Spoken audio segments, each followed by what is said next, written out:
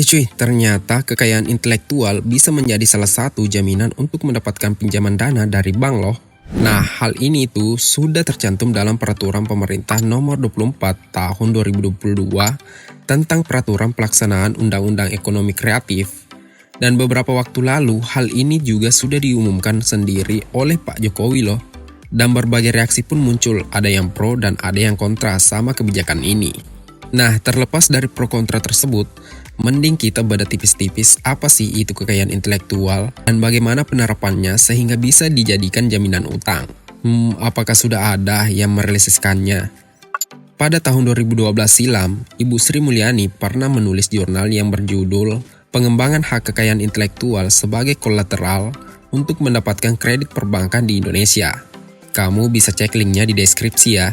Dalam jurnal itu, Ibu Sri Mulyani menyebutkan bahwa hak kekayaan intelektual adalah hak eksklusif yang diberikan negara kepada kreator, inventor, atau pendesain atas hasil kreasi atau temuannya yang memiliki nilai komersial, baik langsung secara otomatis maupun melalui pendaftaran pada instansi terkait sebagai bentuk penghargaan atau pengakuan hak yang patut diberikan perlindungan hukum. Nah, simpelnya, hak kekayaan intelektual adalah hak eksklusif atas temuan atau kreasi agar diberi perlindungan hukum.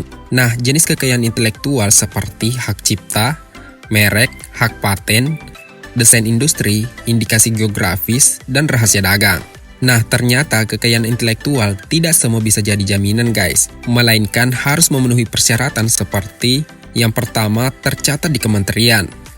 Sesuai aturannya, hasil karya dari kekayaan intelektual yang hendak dijadikan sebagai agunan harus sudah tercatat atau terdaftar di kementerian yang bertugas menjadi regulator. Jadi, dalam hal ini adalah Kementerian Hukum dan HAM.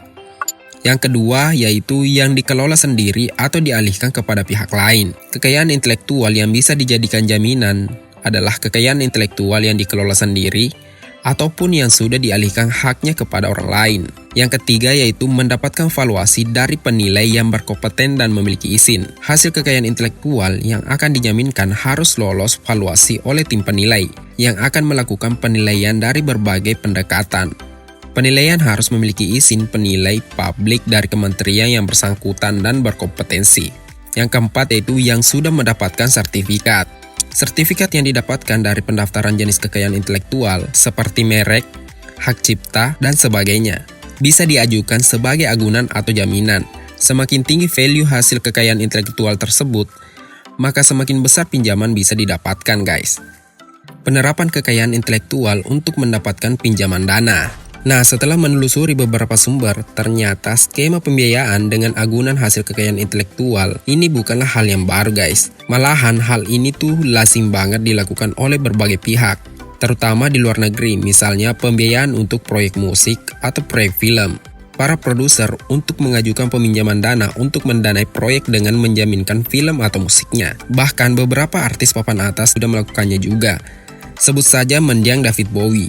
Di tahun 1997, David Bowie mengajukan pinjaman dana dengan tenor 10 tahun dengan jaminan berupa royalti dari master rekaman albumnya yang saat itu masih dalam format pre-recorder. Ada 25 pre-recorder album yang dia jaminkan dan dia pun berhasil mendapatkan pinjaman dana hingga 55 juta USD. Pihak pemberi pinjaman mendapatkan pengembalian dari persentase royalti album David Bowie. Plus 8% bunga, semua sudah dilunasi Bowie pada waktunya. Nah, dengan adanya hal ini, harapannya tentu saja ke depannya banyak seniman dan inventor yang bisa memanfaatkan fasilitas ini.